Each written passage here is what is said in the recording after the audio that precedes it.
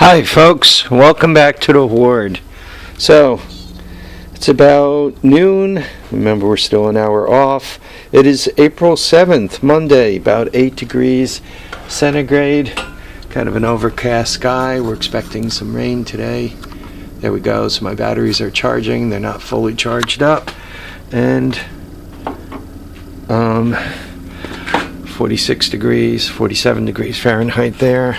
Let's see what Blinky has to say. Blinky says 42, 41. I need a battery. Let's see. What have I been up to? I was up in Endicott, New York yesterday. Nice ride up there. Nice ride back. Saw my cousins. 2 out of 3 of my siblings. One of my sons came with me. The other one was still out in York, Pennsylvania. It was good to see the crew. My cousins know that I have a tendency to drink toward the sweet side. So my cousin Robert brought me a bottle of raspberry wine. It must be that I broke my drinking tooth on Boone's Farm back in the day. So he brought me my bottle of raspberry wine, and none of us drink continuously. Like, I don't drink every day or all day or anything like that. As a matter of fact, sometimes weeks and months go by and I don't drink, because I only drink on occasion if I'm with people that I drink with. I don't drink alone, like the great song, right? Anyway, we always joke when we're drinking together that if somebody else pours your drink, you're not an alcoholic. So we kept laughing and pouring each other drinks, and I guess the anesthesia is getting out of my system, because it appears as if I managed to kill that bottle of raspberry wine by myself and came out of it without any pain. A few weeks ago, I drank one wine cooler, some blue Hawaiian wine cooler, Bartles and James, I think it was. And man, I was like screwed for 2 days from that. So anyway, I'm told it could take months for anesthesia to get out of your system so that you could get back to your normal life. So I guess perhaps that's true.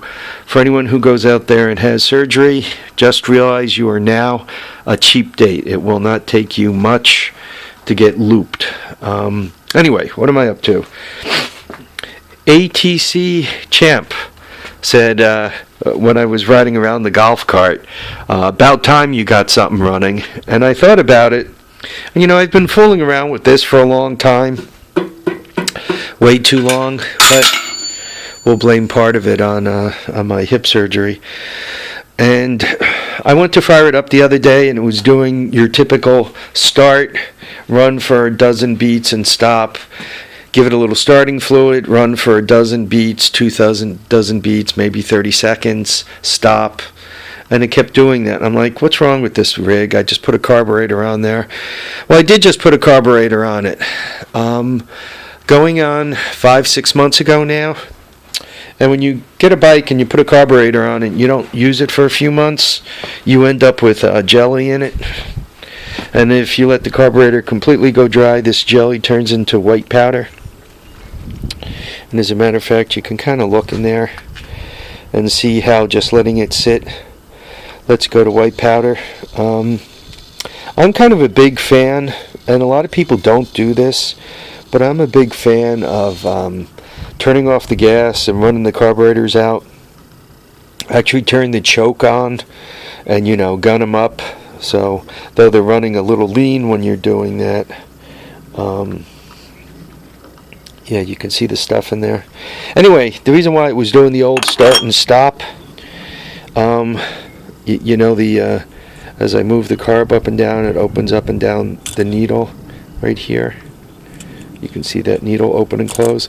The needle wasn't going up and down. The needle was stuck in the bore. So I took it out and checked it, and it's kind of got 4 corners. Look at those 4 fingers, forget the middle one, right? And there was crap on the four corners, on the outside of the four corners, that made it stick in the bore so it wouldn't go up and down, and that's what its problem was. While I was putzing around in there, I also went through the trouble of cleaning up the jets. If you take this long one out, it's got a bunch of holes in it, so I blew carburetor through it, carburetor cleaner through it. You know, then I blew through the hole to make sure it's clean. Took that one out, cleaned the jets out, that guy. So it's all cleaned up. I'm just going to put it together. But once again, I just quickly, if anybody's not been on one of these carburetors lately, piece of cake, 1, 2, 3 screws. They go in the bottom, right? No big deal. There's the 3 screws sitting there, right? Take that off. Slide that little thing out right here, right? Slide that pin out. Then the float comes off. Be careful. Hopefully, you see the little spring on it. The spring holds the gas feed needle valve, or shut-off valve, or float valve. Yeah, let's call it a float valve. That's probably the right terminology. Right into the bore. So pay attention that you don't like drop it. I'm doing this in the worst possible place, because if I drop it here somewhere, I'm going to lose it, and then I'm going to have to sprinkle some profanity on it and go get another $25 carburetor off the shelf and use it. But anyway, it's all rebuilt. The only thing I need to do is kind of get this gelatin out of here. Normally what I do, I kind of go in there with a small matchstick or something, try to scoop most of it out. Then I'm going to spray it with this carb cleaner. I don't know.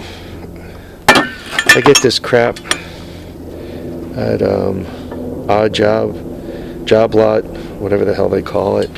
It's around $2 a can. Look at that, made in the United States. Love it. It's basically trichlor. Try not to drink the stuff, it's not good for you. Try not to inhale the stuff, it's really not good for you.